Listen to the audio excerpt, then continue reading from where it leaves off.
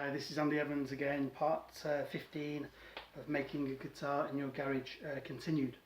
I thought I'd better just talk a bit more about radiuses. It's good to have some type of guide, you know. I made these out of, you can buy these online, but I just made them out of plywood.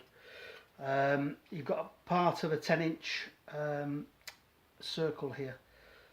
10 inches, I'm not quite sure what that is in millimetres. I need to work that out, but anyway, I'm sure it's on the internet somewhere, but that's part of a 10-inch circle.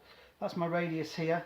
This is how I check it after I've sanded it, and that's my 12-inch radius there, and I check it here after I've sanded it. So as I said in the last podcast, I'm going to glue this on now. It's all ready to go. I've double checked it. It's ready to be clamped in. I'll just show you this very quickly. This is a planer thicknesser blade. I bought two new planer thicknesser blades. They were on sale at the local hardware store, €5 for two. And if you look there, I've cut a little groove in this piece of mahogany and epoxied some handles on it.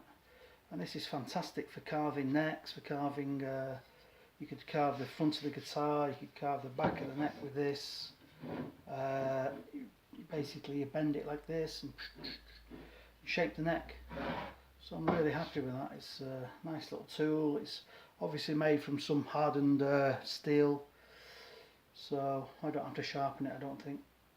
So that's how I carve the neck, with this and a rasp. So I'm ready to glue the neck in, which I'm going to do now. If you bear with me, I'll get some glue. I'll hopefully get some glue if I can find it. Oh, where's my glue? Okay, I've got some glue. Here's the glue. Just basic wood glue this is. It's got wood fibres in it. It's a good glue. On one of my podcasts I was talking about gluing the teak fingerboard onto here. What I was trying to say before I got cut off was if you're going to use epoxy to glue the fingerboard on, wipe the teak with alcohol or acetone before, just to degrease it. It's a very greasy wood, and it's just a good idea. I just use this wood glue and it works really well. I don't need to degrease it, but if you want to use a different glue, if you use epoxy, on boats they use epoxy to glue the teak down, and before they glue it, they wipe the teak with acetone. Okay, so a bit more glue and the neck's going to go in place. It's all angled, it's all ready to go. The good thing I do before I glue some things up, sometimes I give it a rough scratch with like 40 grit, you know, and it pulls the fibres up of the wood, so you get a nice, really nice join. You know, it binds together the fibres. Okay. Okay, let's smear that out a little bit. I'm going to glue this in. Find something to smear it with. Hope it's okay. So we're getting close to the exciting bit, you know, the sanding. Well, that's not the exciting bit, that's the hard bit, but hand sanding, and then colouring the guitar, maybe staining it or putting some colour on.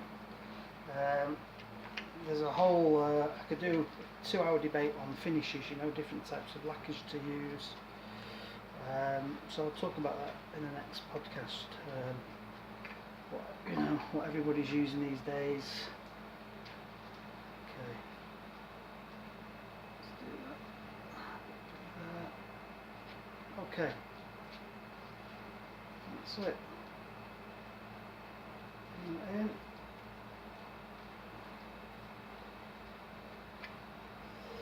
Okay, thanks for watching. I'm going to put a bit more glue on here now and glue this in, and I'll see you next time.